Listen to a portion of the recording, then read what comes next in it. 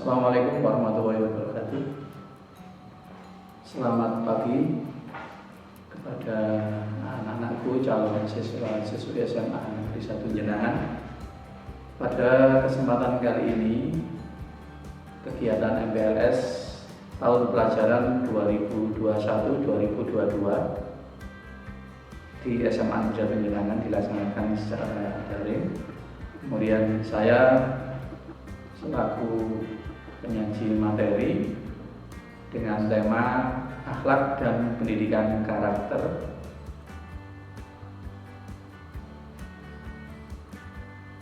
Sebelum materi kami sampaikan, perlu saya ucapkan selamat datang dan selamat bergabung di SMA Negeri 1 Jenangan yang tercinta.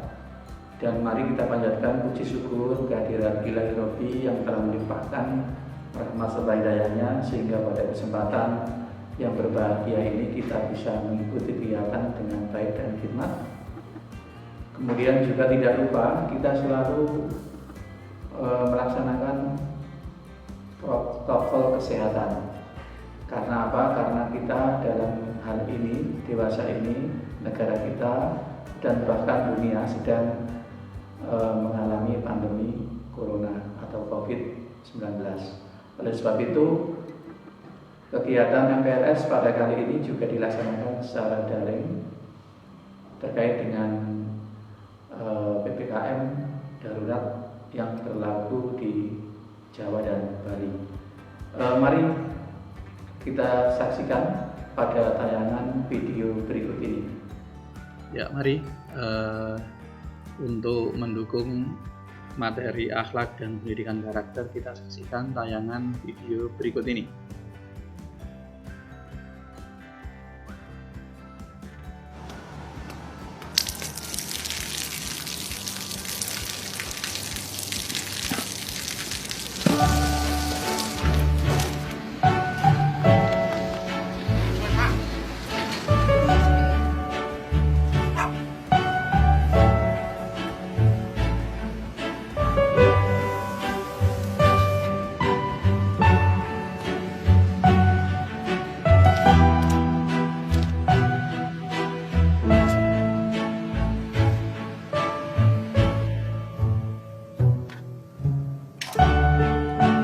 เขาจะได้อะไรถ้าเขาทำแบบนี้ทุกวัน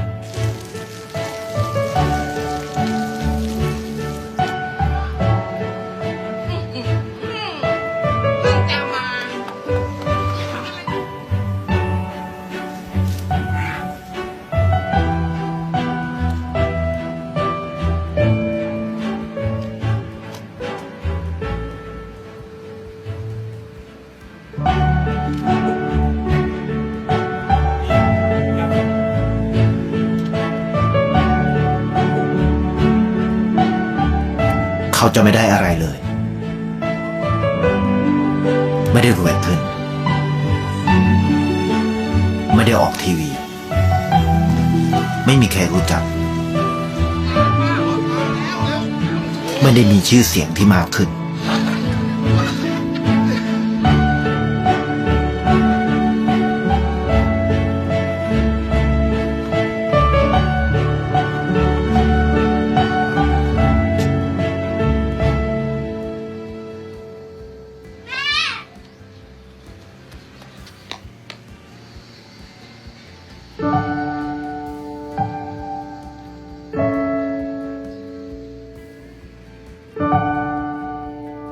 เพราะสิ่งที่เขาได้คือได้แค่ความรู้สึก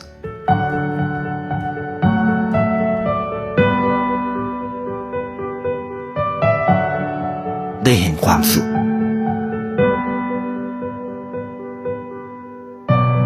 ได้เข้าใจ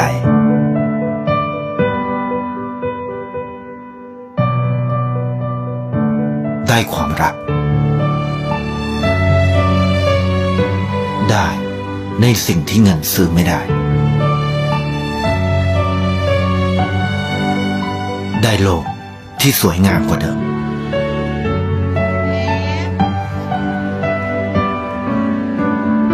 ในชีวิตคุณอะไรคือสิ่งที่คุณต้องการมากที่สุด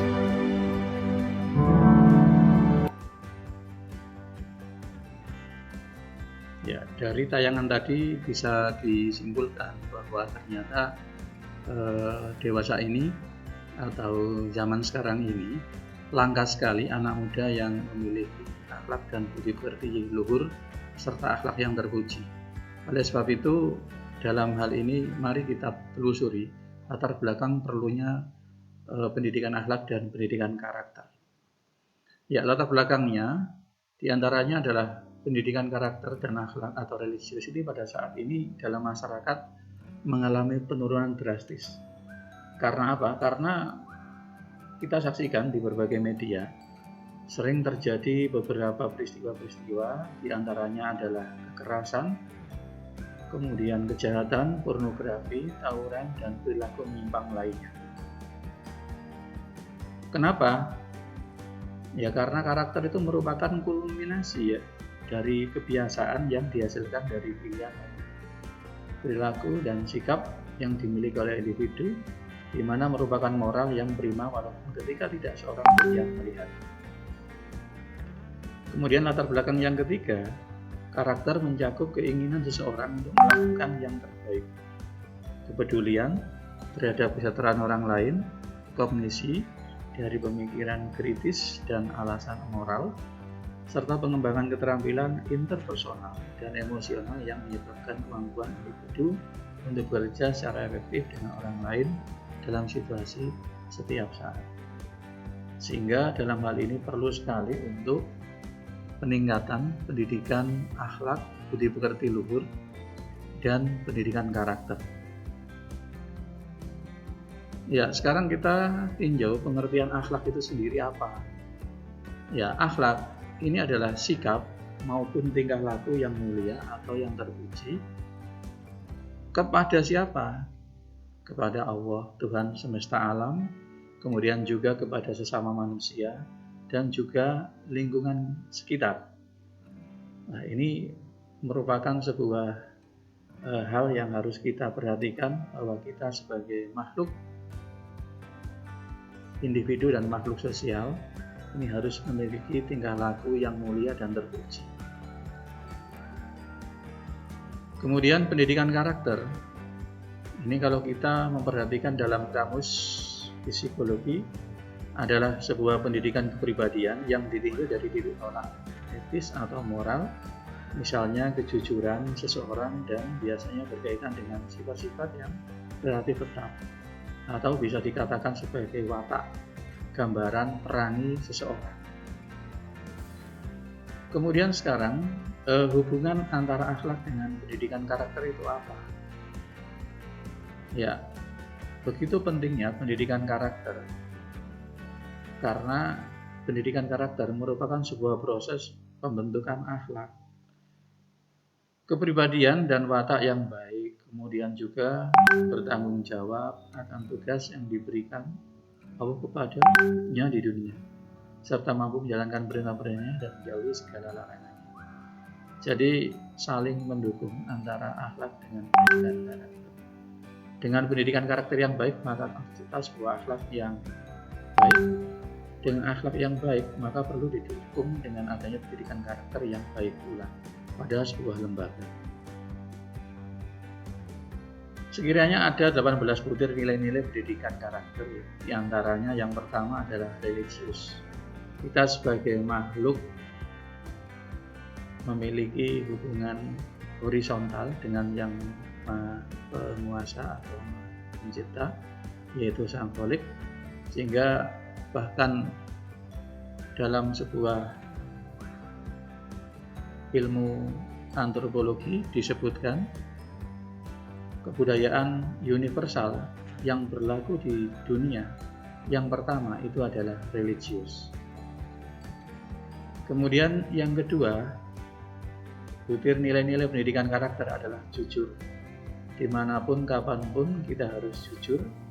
Kemudian toleransi, ini juga merupakan hakikat dari sebuah hidup manusia sebagai makhluk sosial. Kemudian disiplin. Yang kelima, kerja keras. Kemudian yang keenam, kreatif. Yang ketujuh, mandiri. Yang kedelapan, demokratis. Kemudian yang ke-9, rasa ingin tahu untuk menambah wawasan atau pengetahuan atau ilmu. Kemudian semangat kebangsaan, cinta tanah air, menghargai prestasi apapun yang diraih oleh seseorang. Kemudian bersahabat atau komunikatif, cinta damai sebagai bentuk apresiasi dari cinta sesama manusia. Kemudian gemar membaca, mencari informasi, menggali informasi di segala bidang. Kemudian peduli terhadap lingkungan, peduli terhadap sesama atau sosial. Kemudian bertanggung jawab. Ya, kita sesuaikan juga dengan program pemerintah, khususnya dari pemerintah pusat, yaitu arahan khusus dari Presiden.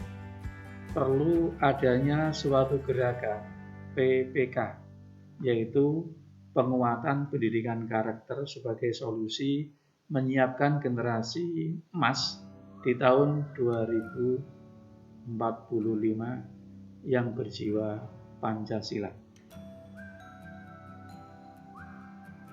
Pendidikan karakter berperan dalam menciptakan generasi muda yang tangguh menghadapi segala tantangan, hambatan, ancaman, cerdas dalam menyelesaikan sebuah permasalahan, dan memiliki karakter tersendiri.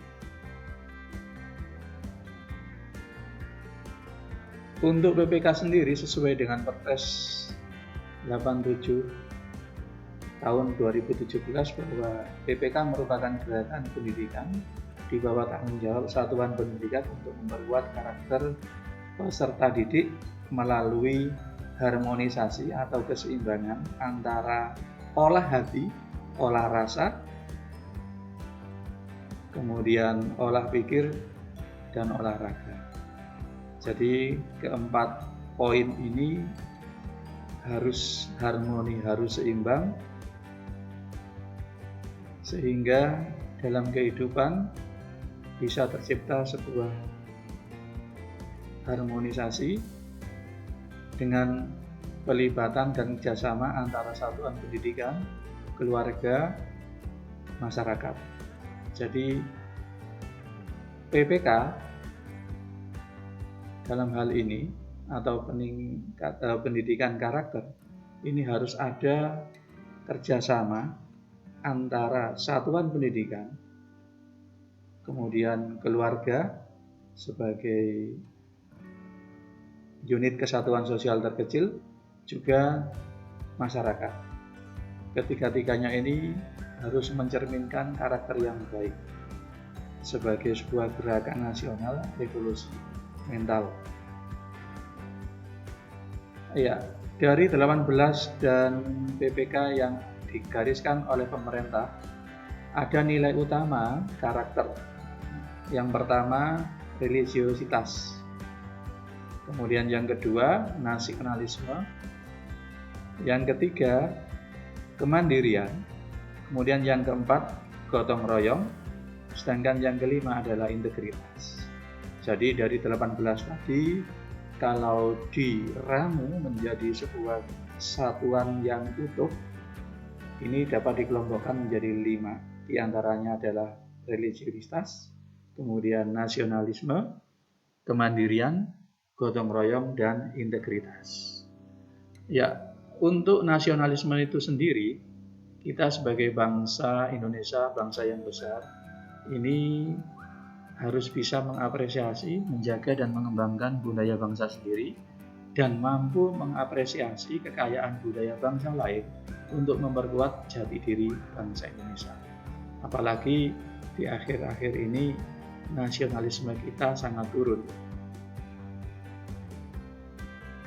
dengan gempuran budaya asing yang masuk. Oleh sebab itu, kita wajib menjaga dan mengapresiasi serta mengembangkan budaya bangsa Indonesia kita sendiri, juga mengapresiasi kekayaan budaya bangsa lain senyampang, bisa memperkuat jati diri bangsa dan tidak merugikan bangsa Indonesia. Ya, adapun subnilai karakter nasionalisme diantaranya adalah cinta tanah air. Walaupun kita ada dimanapun, di luar negeri pun, kita harus tetap cinta pada tanah air kita. Kemudian semangat kebangsaan, juga menghargai kebinekaan di antara kita. Ingat, kita adalah bangsa yang besar, terdiri dari beragam suku, budaya, agama, bahasa, merupakan sebuah khasanah kekayaan bangsa kita. Kalau ini perbedaan menjadi perekat kesatuan dan kesatuan, maka ini adalah sebuah nilai karakter nasionalisme yang luar biasa. Kemudian yang berikutnya, subnilai karakter nasionalisme adalah rela berkorban untuk kepentingan umum, juga taat hukum dimanapun kita berada. Kemudian yang kedua, terkait dengan kemandirian. Ya, kemandirian ini adalah merupakan sikap percaya pada kemampuan, kekuatan, bakat dalam diri sendiri, tidak tergantung pada orang lain. Ini kalau dalam hal kemandirian. Jadi kita optimis, kita harus membentuk sebuah kekuatan sendiri untuk memenuhi kebutuhan hidup kita. Jangan sampai kita menggantungkan kepada orang lain. Ya, kita belajar dari negara lain, Cina pun juga demikian. Negara Cina juga memenuhi kebutuhan hidupnya sendiri dalam segala hal, sehingga kuat keberadaan dari negara tersebut. Oleh sebab itu, nilai dari karakter, pendidikan karakter adalah diantaranya kemandirian. Berarti kita harus memiliki sikap percaya pada kemampuan dan kekuatan kita. Kemudian untuk sub nilai karakter kemandirian meliputi kerja keras. Jadi kita harus memiliki etos kerja yang semangat tinggi. Ada pimpinan atau tidak, tetap ya, ada atasan atau tidak, kita tetap punya semangat kerja yang keras, pantang menyerah. Kemudian kreatif dan inovatif, apalagi di zaman yang seperti sekarang ini dibutuhkan orang itu kreatif dan inovatif. Seorang sosiolog membutuhkan matematika, seorang matematika membutuhkan ilmu sosiolog. Jadi kita jangan terpaku pada disiplin ilmu yang kita pelajari saja, tetapi harus ditunjang dengan ilmu-ilmu yang lain supaya kita bisa mandiri, bisa mengatasi kesulitan hidup kita di kelak yang akan datang dengan kreatif dan inovatif. Kemudian disiplin, tahan banting, artinya tidak mudah menyerah. Kemudian belajar sepanjang hayat atau long life education. Ya, ini merupakan bentuk semangat memupuk rasa percaya pada kemampuan dan kekuatan diri sendiri, bahwa saya bisa, saya mampu melalui rintangan. Kemudian gotong royong. Gotong royong merupakan sebuah budaya yang tidak asing lagi bagi bangsa kita. Bekerja sama, tolong-menolong, bantu-bantu di antara anggota-anggota sebuah komunitas. Jadi di masyarakat kita harus mengembangkan karakter atau sifat gotong royong secara bersama-sama atau bekerja sama. Ya, unsur gotong royong diantaranya adalah kesatuan, kemudian ada nilai kebersamaan juga, kemudian kekeluargaan dan kerukunan. Inilah yang menjadi dasar dan fondasi bangsa kita untuk bisa bangkit dan menjadi bangsa yang besar. Kemudian integritas, ya, menyelaraskan pikiran, perkataan, dan perbuatan yang mempresentasikan perilaku bermoral yang kebenarannya dapat dipertanggungjawabkan secara rasional. Ya, diantaranya untuk sub nilai karakter integritas, jujur, kemudian keteladanan menjadi contoh, kemudian tanggung jawab, dan anti korupsi serta komitmen moral, cinta pada kebenaran. Ya, ini jadi harus kita memiliki integritas. Jadi kalau kita memiliki karakter integritas, maka orang lain akan percaya bahwa kita memiliki komitmen moral, cinta pada kebenaran, keteladanan, dan kejujuran. Ya. Sementara yang terakhir, dampak pendidikan karakter pada siswa dengan harapan menunjukkan peningkatan motivasi siswa sekolah dalam meraih prestasi akademik. Kemudian yang kedua, adanya penurunan pada perilaku negatif siswa yang dapat menghambat keberhasilan akademik. Ingat bahwa dalam pendidikan karakter mencerminkan jiwa patriot kita dan merupakan cerminan dari kepribadian kita. Oleh sebab itu sangat penting pendidikan karakter ini kita tuangkan dalam kehidupan sehari-hari. Ya, demikian anak-anakku yang saya sayangi dan saya banggakan, bahwa betapa pentingnya pendidikan karakter yang harus Anda miliki sebagai bekal kelak nanti di kemudian hari. Cukup sekian materi yang saya sampaikan. Tetap semangat, tetap prokes kita lakukan, dan sehat walafiat, dan kita nanti bisa ketemu pada saat pasca COVID dengan kondisi normal KBM seperti biasa. Saya akhiri. Assalamualaikum warahmatullahi wabarakatuh.